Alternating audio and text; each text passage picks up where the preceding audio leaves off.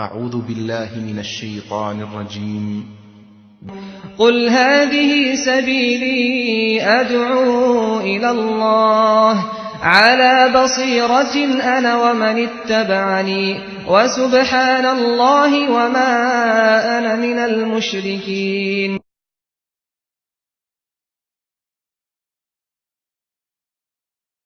إن الحمد لله نحمده ونستعينه ونستغفره ونؤمن به ونتوكل عليه ونعوذ بالله من شرور أنفسنا ومن سيئات أعمالنا من يهده الله فلا مضل له ومن يضلل فلا هادي له وأشهد أن لا إله إلا الله وحده لا شريك له وأشهد أن محمدا عبده ورسوله. اللهم صل على محمد وعلى آل محمد كما صليت على إبراهيم وعلى آل إبراهيم إنك حميد مجيد. اللهم بارك على محمد وعلى آل محمد كما باركت على إبراهيم وعلى آل إبراهيم إنك حميد مجيد. أما بعد فإن خير الحديث كتاب الله وخير الهدي هدي محمد صلى الله عليه وسلم وشر الأمور محدثاتها وكل محدثة بدعة وكل بدعة ضلالة وكل ضلالة في النار. تمام تعریفیں اللہ تعالیٰ کے لیے ہیں جو سارے جہاں کا خالق، مالک اور اس کا پروردگار ہے. رحمتیں اور سلامتی ہو احمد مشتبہ محمد مصطفیٰ محمد ابن عبداللہ پر جو سارے جہاں والوں کے لیے رحمت بنا کر بھیجے گئے. بزرگ حضرات اگر آتے ہیں جمعے دیر سے بھی، میں امید کرتا ہوں کہ جوان لوگ جو ہے وہ اوپر جا کر نیچے جگہ دیں. ابھی میں نے دیکھا ایک صاحب بڑی مشکل سے اوپر چڑھ رہے تھے، امید ہے کہ اس کا خیال کریں گے. بزرگوں کا پہلے احترام کرنا چاہیے، اور چڑھنے میں ان کو تکلیف ہوتی ہے سیڑھی میں، تو بہرحال جو ہے ان کے لیے موقع زیادہ عنایت کرنا چاہیے. جزاکم اللہ خیر. حضرات و خواتین اسلام، ہم جن ایام سے گزر رہے ہیں یہ بڑے ہی مبارک اور رحمتوں اور ثواب والے ایام ہیں. نبی کریم صلی اللہ علیہ وسلم نے فرمایا، جو ہے کہ صحیح بخاری میں عبداللہ ابن عباس رضی اللہ عنہما نے روایت کی کہ سال کے دنوں میں اللہ تعالیٰ کو نیک عمل اتنا پسند نہیں ہے جتنا ان دنوں میں اللہ تعالیٰ کو نیک عمل پسند ہے. ما من ایام العمل الصالح فیہن احب الی اللہ من 10 ذی الحجہ. صحابہ نے کہا اللہ کے رسول، جہاد بھی اللہ کو اتنا پسند نہیں ہے؟ نبی کریم صلی اللہ علیہ وسلم نے فرمایا، جہاد ہی اتنا پسند نہیں ہے جتنا نیک عمل ان ایام میں ذی الحجہ کے شروع کے 10 دنوں میں پسند ہے. اللہ ہے کہ وہ شخص جو اللہ کے راستے میں جہاد کے لیے جائے اور وہاں سے سب کچھ لٹا دے، جان مال اپنا جانور سب کچھ لٹا دیا اللہ کے راستے میں اور واپس نہیں ہوا، وہ اللہ تعالی کے پاس زیادہ محبوب ہے، زیادہ پسندیدہ ہے. ان دنوں میں ہمیں کیا کرنا چاہیے؟ میں اس لیے بات ہو سکتا ہے گزشتہ جمعے میں بھی یہ بات آئی ہو، لیکن عام طور پر ہم مسلمان چونکہ ہم ایک اسلامی ماحول میں نہیں رہتے ہیں، اس کا اثر ہم پر اتنا ہے، بے دینی عام ہے، دینی چیزوں کی اہمیت نہیں ہے. موسم جو ہمارے گناہوں کو مٹانے کے لیے آتا ہے، کیونکہ اللہ تعالیٰ کے رسول صلی اللہ علیہ وسلم جب یہ فرماتے ہیں کہ سب سے افضل ترین اور پسندیدہ عمل اللہ کی نظر میں یہ دن ہے، تو اس کا کیا مطلب ہے؟ اس کا مطلب یہ ہے کہ ہمارے دوسرے دن اور ایسے دن دونوں برابر نہیں ہونا چاہیے. ان دنوں میں زیادہ عمل ہونا چاہیے، نیک عمل. اللہ تعالیٰ کی قربت حاصل کرنے کی کوشش کرنی چاہیے، ہمارے دل میں اس کا احترام ہونا چاہیے، اس کی عزت ہونی چاہیے۔ ہم کیا کیا کر سکتے ہیں؟ اور علماء نے کہا کہ یہ 10 دن جس کا ذکر قرآن کریم میں 2 جگہ آیا ہے، سورہ فجر میں، والفجر ولیال عشر، فجر کی قسم اور 10 دنوں کی قسم۔ عبداللہ بن عباس رضی اللہ عنہما نے فرمایا کہ 10 دن سے مراد کیا ہے؟ ذی الحجہ کی 10 دن ہیں۔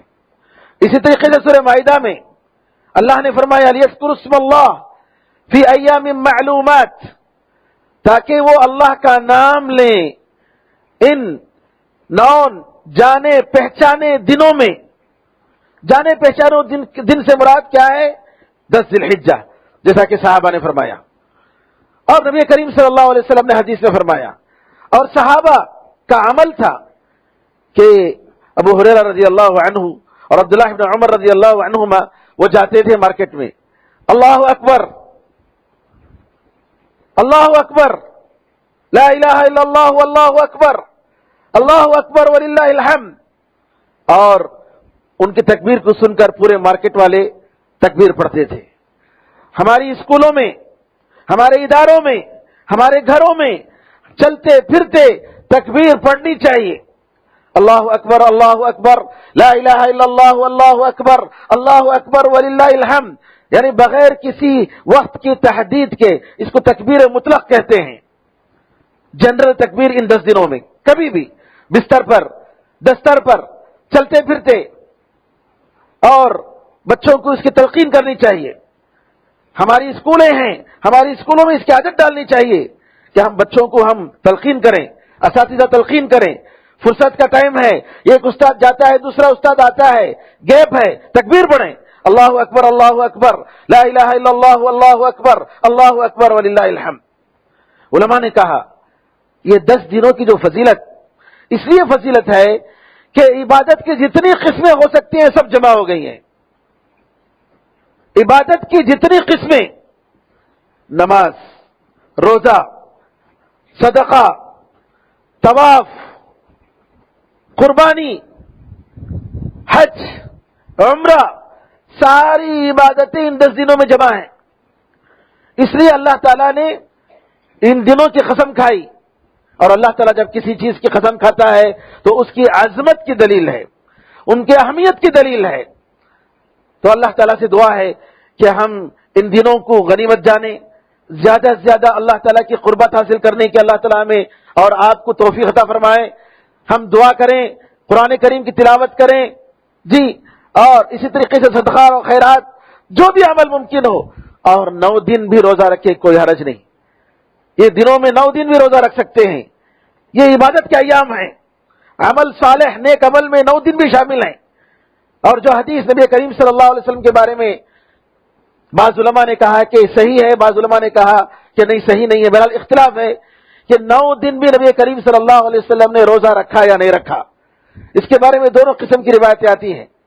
بہرحال اللہ تعالیٰ نے جب ہمیں نیک عمل کرنے کا حکم دیا، اور سب سے بہترین عمل، جیسا کہ ابو امامہ الباہلی کی روایت میں آتا ہے کہ نبی کریم صلی اللہ علیہ وسلم نے ان دنوں کی فضیلت بتانے کے بعد فرمایا کہ ان دنوں میں زیادہ سے زیادہ لا الہ الا اللہ، الحمدللہ، اللہ اکبر، تسبیح پڑھا کرو۔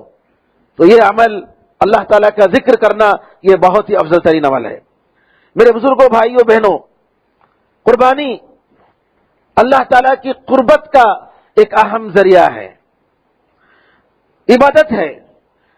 قرآن میں اللہ فرماتا ہے قُلْ إِنَّ صَلَاتِي وَنُسُكِي وَمَحْيَايَ وَمَمَاتِي لِلَّهِ رَبِّ الْعَالَمِينَ، کہہ دیجئے میری نماز، میری قربانی، میری زندگی اور میری موت اللہ کے لیے ہے جو سارے جہانوں کا پروردگار ہے۔ اور اللہ تعالیٰ فرماتا ہے فَصَلِّ لِرَبِّكَ وَانْحَرْ، اپنے پروردگار کے لیے تو نماز پڑھو اور قربانی دو۔ اور اس کا مقصد اللہ تعالیٰ فرماتا ہے لَن يَنَالَ اللَّهَ لُحُومُهَا وَلَا دِمَاؤُهَا وَلَكِنْ يَنَالُهُ التَّقْوَى مِنكُمْ، اللہ تعالیٰ کو اس کا گوشت نہیں جاتا ہے، اس کا خون نہیں جاتا ہے، لیکن تمہارے دلوں میں تقوی اور پرہیزگاری، اخلاص، للہیت، اللہ تعالیٰ کے لیے قربانی کرنے کا جذبہ، عبادت، خوف، محبت، یہ اللہ تعالیٰ تک پہنچتا ہے۔ ایک مومن قربانی دیتے ہوئے عبادت کا تصور اپنے دل میں لائے، اس کو جاگزی کرے، ہم اللہ کے لیے قربانی دے رہے ہیں، نام و نمود کے لیے نہیں دے رہے ہیں، شہرت کے لیے نہیں دے رہے ہیں۔ کل کے نیوز کے پیپر میں کہ سب سے بڑا بکرا اتنے لاکھ کا خریدا گیا، جیسا کہ لوگوں کا شیوا ہے نعوذ باللہ، دنیا داروں کا، اس کے لیے نہیں بلکہ اللہ تعالیٰ کی قربت حاصل کرنے کے لیے قربانیاں ہمیں دینا چاہیے۔ ابراہیم علیہ السلام کی سنت ہے، اور عید کے دن گھر والوں کے لیے، رشتہ داروں کے لیے اور غریبوں کے لیے ایک کھانے پینے کا ایک بہترین ذریعہ ہے، اور سب سے بڑھ کر اللہ تعالیٰ کا شکر ادا کرنا ہے، کیونکہ اللہ تعالیٰ نے فرمایا وَالْبُدْنَ جَعَلْنَاهَا لَكُم مِّن شَعَائِرِ اللَّهِ، اور یہ قربانی کے جانور ہم نے تمہارے لیے بنایا ہے، یہ اللہ تعالیٰ کی نشانیوں میں سے ہے، لَكُم فِيهَا خَيْرٌ، اس میں تمہارے لیے بہتری ہے، بہت سارے فائدے ہیں، فَاذْكُرُوا اسْمَ اللَّهِ عَلَيْهَا صَوَافٌ، ان پر اللہ کا نام لو۔ البدن سے مراد قربانی کے جانوروں میں خاص طور پر اونٹ مراد ہیں۔ اللہ نے یہاں قربانی کرنے کا طریقہ بتایا کہ جب کھڑے ہوئے ہوں اونٹ تب ان کو اللہ تعالیٰ کا، ان پر اللہ کا نام لو، یعنی ان کو نہر کرو۔ نہر جس طریقے سے اونٹ کو جو ہے نہر کیا جاتا ہے کہ اس کے یہاں گلے کے پاس جو ہے چھری سے اس کو چھری مار کر اس کو جو ہے اس کی قربانی دی جاتی ہے۔ فَإِذَا وَجَبَتْ جُنُوبُهَا فَكُلُوا مِنْهَا وَأَطْعِمُوا الْقَانِعَ وَالْمُعْتَرَّ، جب یہ پڑ جائیں یعنی ذبح ہونے کے بعد، نہر کرنے کے بعد تو اس میں سے کھاؤ۔ وَأَطْعِمُوا الْقَانِعَ وَالْمُعْتَرَّ، اور کھلاؤ جو غیر ضرورت مند ہے اس کو بھی کھلاؤ۔ القانع سے مراد رشتہ دار جو غیر ضرورت مند ہے، یعنی اپنے دوستوں کو، اپنے رشتہ داروں کو تحفے کے طور پر بھیجو۔ والمعتر، اور محتاج کو۔ اسی آیت سے علماء نے استدلال کیا کہ قربانی کا گوشت 3 تقسیم کرنی چاہیے، ایک حصہ اپنے لیے، ایک حصہ دوست و احباب کے لیے، اور ایک حصہ غریبوں کے لیے۔ كَذَلِكَ سَخَّرْنَاهَا لَكُمْ لَعَلَّكُمْ تَشْكُرُونَ، اسی طریقے سے ہم نے تمہارے لیے ان جانوروں کو تمہارے لیے مسخر کیا۔ مسخر کیا کیا مطلب؟ تمہارے ماتحت کیا۔ اونٹ اتنا بڑا جانور ہے، بیل اتنا بڑا جانور ہے، چاہے تو جو ہے بدکتے جانوروں کی طرح، وحشی جانوروں کی طرح سرکش بن سکتا ہے، لیکن اللہ تعالیٰ نے اتنے بڑے جانوروں کو تمہارے ماتحت بنایا، اور بڑی عاجزی کے ساتھ وہ تمہارے ساتھ چلتے ہیں، تمہارے پیچھے پیچھے چلتے ہیں، تمہارا حکم مانتے ہیں۔ لعلکم تشکرون، ہم نے ان جانوروں کو مسخر تمہارے لیے کیا تاکہ تم شکر ادا کرو۔ تو قربانی کا مقصد اللہ تعالیٰ کا شکر ادا کرنا ہے، اور اخلاص اور للہیت ہمارے دلوں میں پیدا کرنا ہے۔ بزرگوں بھائیوں، قربانی کا کیا حکم ہے؟ اس سلسلے میں علماء کا 2 قول ہے۔ بعض علماء کا خیال ہے کہ یہ قربانی واجب ہے، شیخ الاسلام ابن تیمیہ رحمۃ اللہ علیہ کا خیال ہے، اور اب شیخ ابن القیم کا بھی، کہ جو مستطیع انسان ہے، جو قربانی دے سکتا ہے، اس پر واجب ہے۔ لیکن اگر جس پر قربانی نہیں دے سکتا اس کے لیے واجب نہیں ہے، اس کے پاس پیسہ نہیں ہے تو کوئی حرج نہیں۔ بعض لوگ جو ہے سمجھتے ہیں، جیسا کہ علماء احناف کا خیال ہے کہ زکوٰۃ اگر اس پر واجب ہے تو جو ہے اس کو دینا چاہیے۔ یہاں استطاعت کی بات ہے، اگر اس کے پاس قربانی دینے کے لیے پیسہ ہے تو قربانی دے، اگر نہیں ہے تو قربانی اس پر ضروری نہیں۔ اور اکثر علماء کا یہ خیال ہے کہ یہ مستحب ہے، سنت ہے، یعنی نبی کریم صلی اللہ علیہ وسلم کی سنت ہے۔ اس سلسلے میں بعض روایتیں آتی ہیں کہ ابوبکر اور عمر رضی اللہ عنہما بعض موقع پر قربانی نہیں دیتے تھے، لوگوں کو بتانے کے لیے کہ یہ فرض نہیں ہے۔ بہرحال اگر انسان کے پاس طاقت تو قربانی دے، اگر طاقت نہ ہو تو قربانی دینا کوئی ضروری نہیں ہے۔ علماء نے عبداللہ بن عمر رضی اللہ تعالیٰ عنہ کے قول سے بتایا کہ یہ سنت و معروف، کہ قربانی دینا یہ سنت ہے اور نیکی کا کام ہے۔ آپ نے کہا سنت ہے، اور اسی طریقے سے نبی کریم صلی اللہ علیہ وسلم نے فرمایا کہ تم میں سے کوئی اگر قربانی دینا چاہے اور 10 ذی الحجہ شروع ہو جائے تو اپنے بال اور ناخن نہ کاٹے۔ نبی کریم صلی اللہ علیہ وسلم نے فرمایا اگر قربانی دینا چاہے، تو اس سے بھی علماء نے دلیل نکالا کہ قربانی دینا جو ہے فرض نہیں ہے۔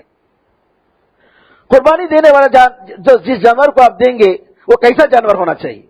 سب سے پہلے قربانی کا جانور قرآن کریم میں جیسا کہ آیا ہے الانعام، بہیمۃ الانعام، چوپائے، ڈومیسٹک اینیملز، جس میں گائے، اونٹ، بکرے اور مینڈے، بکروں کی دو قسمیں ہیں، کچھ بکرے ہیں کچھ مینڈے ہیں، شیپ جس کو کہتے ہیں، اور بکرے عام طور پر ہمارے ہاں گوٹس. تو یہ 4 قسم کے جانور سورہ انعام میں اللہ تعالیٰ نے ذکر فرمائے. انہی کی قربانی ہو سکتی ہے عید الاضحیٰ کے موقع پر.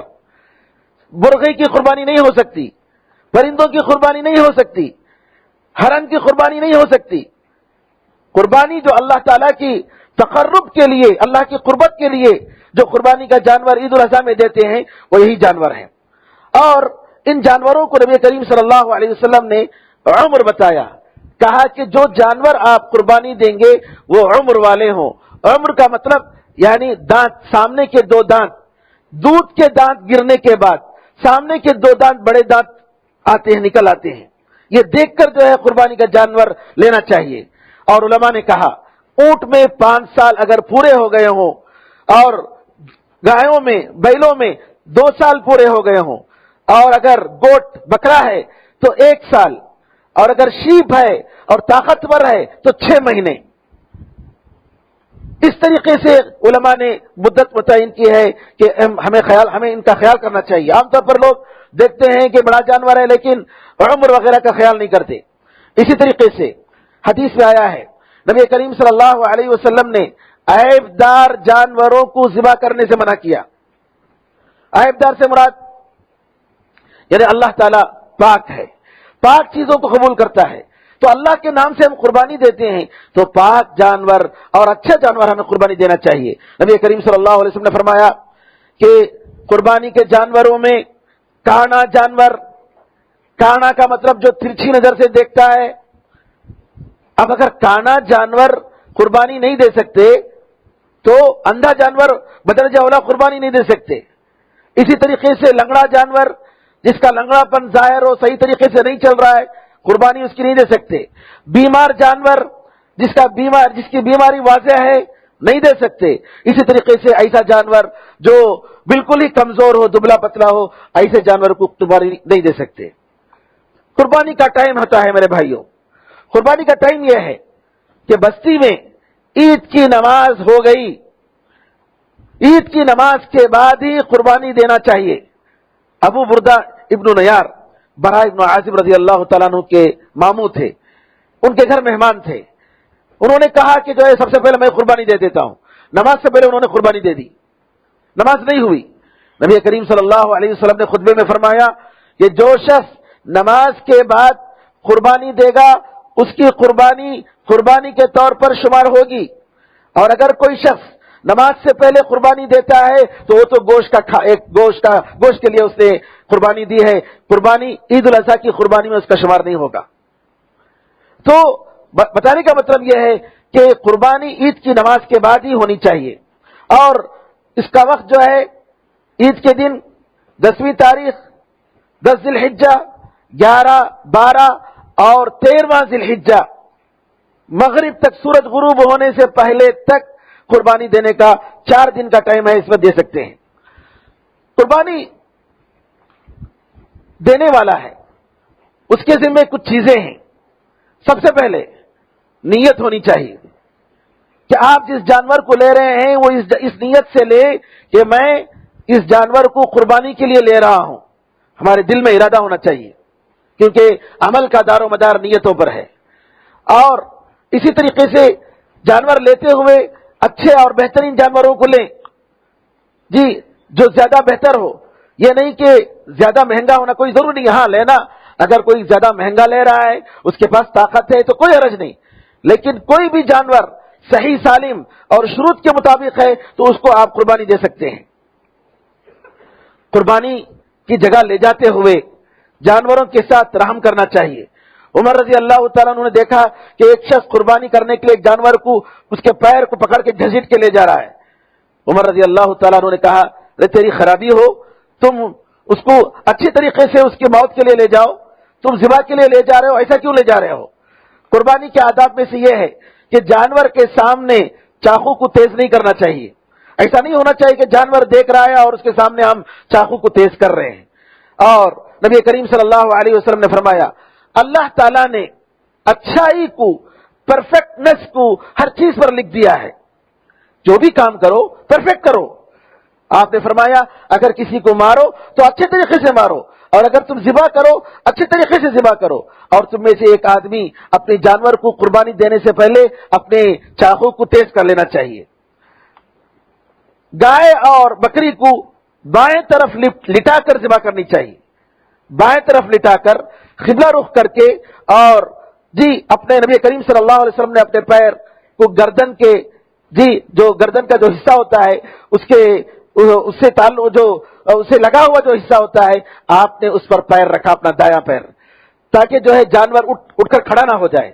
रखकर फिर आपने जो है सीधे हाथ से जी बिस्मिल्लाह अल्लाहु अकबर कहकर आपने ज़िबा किया। इसी तरीके से बिस्मिल्लाह अल्लाहु अकबर ये कहना जरूरी है कुर्बानी देते हुए, और ये कि अल्लाहुम्मा अन्नी व अन अहली बैती अल्लाहुम्मा तक़ब्बलहु मिन्नी अन्नी व अन अहली बैती, ऐ अल्लाह मेरी तरफ से और मेरे घर वालों की तरफ से इसको कबूल कर ले। और अगर किसी और की तरफ से ज़िबा कर रहा है तो उसका नाम ले। मिसाल के तौर पर अब्दुल्लाह, उसकी तरफ से अगर आप ज़िबा कर रहे हैं अल्लाहुम्मा तक़ब्बलहु मिन अब्दुल्लाह व मिन अहलिही व मिन अहली बैतिही, ऐ अल्लाह अब्दुल्लाह और उसके घर वालों की तरफ से इसको कबूल कर ले। बेहतर यह है कि कुर्बानी देने वाला आदमी खुद अपने हाथ से ज़िबा करे। अगर दूसरे को ज़िबा करने के लिए देता है तो कोई हरज नहीं है। बाज़ यहां मसाइल हैं, जैसा कि मैंने बताया कि कुर्बानी का गोश्त 3 हिस्सों में तकसीम कर लें। एक हिस्सा अपने लिए रखें, एक हिस्सा दोस्तों अहबाब के लिए, रिश्तेदारों के लिए, एक हिस्सा गरीबों के लिए। और इसी तरीके से कुर्बानी के गोश्त से काफिर गैर मुस्लिम दोस्त अहबाब को कुर्बानी का गोश्त दे सकते हैं, कोई हरज नहीं है।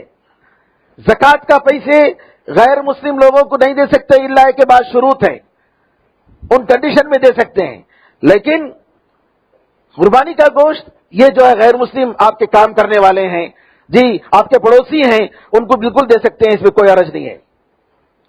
एक और मसला है, कुर्बानी का गोश्त कुर्बानी करना कुर्बानी के दिन ज्यादा अफजल है या उसका पैसे लेकर गरीबों में तकसीम करना ज्यादा अफजल है। बाज लोग क्या करते हैं, अरे लोग बहुत मोहताज हैं भाई पैसे के, जी बजाय इसके कि हम कुर्बानी दें उसका पैसे हम लोग गरीबों में बांट देते हैं। नहीं, उलमा ने कहा कि कुर्बानी के दिनों में कुर्बानी देना ये सदका और खैरात करने से ज्यादा अफजल है, इसलिए कि नबी करीम सल्लल्लाहु अलैहि वसल्लम की ये सुन्नत रही है कि आप और आपके बाद खुलफाए राशिदीन, ये उनकी सुन्नत रही है। और अगर कुर्बानी से बेहतर उसके पैसे को सदका करना अफजल होता तो नबी करीम सल्लल्लाहु अलैहि वसल्लम या सहाबा उसका हुक्म दिए होते। तो कुर्बानी के अय्याम में एक आदमी जिसके पास ताकत है कुर्बानी देना ये ज्यादा अफजल है। इसी तरीके से सदका और खैरात करने का आम वक्त है, कभी भी दे सकते हैं, लेकिन कुर्बानी देने के लिए ये औकात खास औकात हैं, लिहाजा कुर्बानी देना ही ज्यादा अफजल है। और बाद हदीसों में आया है कि इन दिनों में अल्लाह के नाम से जानवर कुर्बानी करना और खून बहाना जानवरों का, ये अल्लाह ताला के पास ज्यादा पसंदीदा अमल है। यहां एक मसला है कि कस्साब को क्या कस्साब को हम कुर्बानी का गोश्त दे सकते हैं? कस्साब को कुर्बानी का गोश्त नहीं देना चाहिए, उसकी मजदूरी अलग। इसी तरीके से चमड़ा या सर या जो भी है, ये जो है कसाई जो कर रहे हैं कस्साब, उसको नहीं देना चाहिए, अलग से उसकी मजदूरी देनी चाहिए। नबी करीम सल्लल्लाहु अलैहि वसल्लम ने फरमाया कि अगर कोई शख्स अपने जानवर के चमड़े को बेचता है तो उसकी कुर्बानी नहीं हुई। शेख अलबानी रहमतुल्लाह अलैहि इस हदीस को सही फरमाया है, उसकी कुर्बानी नहीं हुई, तो लिहाजा बेचना नहीं चाहिए चमड़े को। और बल्कि ये जैसा कि खैराती इदारे हैं या गरीब लोग हैं उनको दे दें और वो लोग बेच लें तो कोई हरज नहीं है। अगर कुर्बानी का जानवर लेने के बाद उसमें ऐब आ गया, कुर्बानी का जानवर कुर्बानी की नीयत से लेने के बाद अगर उसमें कोई ऐब आ गया, यानी मिसाल के तौर पर चलते चलते लिया आपने सही सालिम, लेकिन लेने के बाद थोड़ा सा लंगड़ापन आ गया जी, या है कि उसके आंख में कोई मार पड़ गई, तो ऐसे सूरत में उलमा ने कहा जब कुर्बानी की नीयत आप कर चुके थे, تو لہذا اس میں کوئی حرج نہیں، ایسے جانور کو قربانی دے سکتے ہیں۔ کب کی بات ہے؟ قربانی کا جانور لینے کے بعد اور قربانی کے لیے تعین کرنے کے بعد یہ حکم ہے۔ اسی طریقے سے نبی کریم صلی اللہ علیہ وسلم نے اپنے زمانے میں کچھ جانوروں کو قربانی دینے کے لیے صحابہ میں تقسیم کیا۔ اگر کچھ اصحاب خیر حضرات اپنے رشتہ داروں میں تقسیم کرتے ہیں قربانی کرنے کے لیے تو کوئی حرج نہیں۔ گائے اور